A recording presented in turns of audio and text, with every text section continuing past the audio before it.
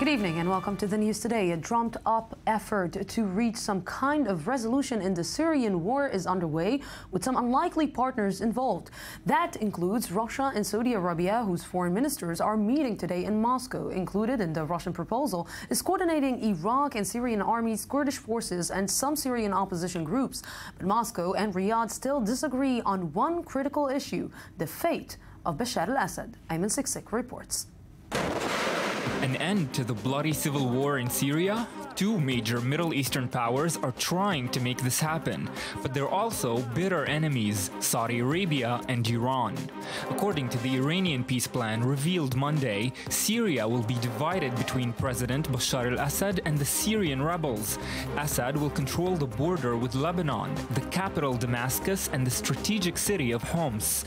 The anti-Assad rebels would keep control of the district of Idlib, and embattled Aleppo would fall under the control of international observers.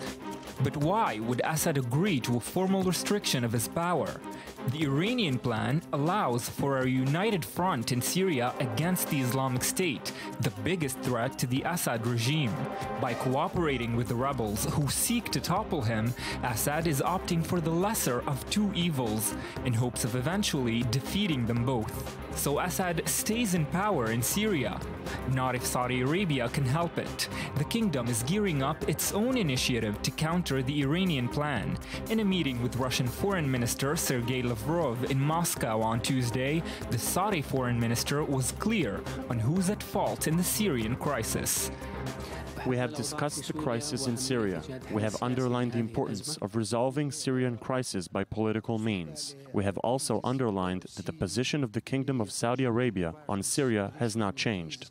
It is based on the provisions of the First Geneva Communique, and that the Syrian President Assad has no place in the future of Syria. The talks follow the two ministers' recent meeting in Doha, which also involved U.S. Secretary of State John Kerry.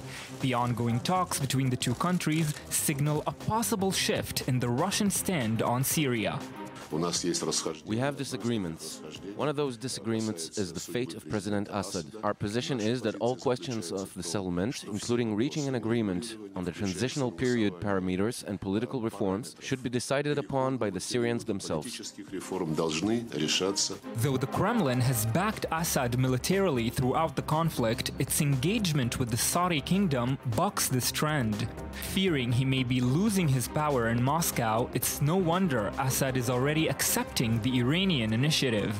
Another twist in the Middle Eastern politics, where the quest for power is often unending, but alliances are only temporary.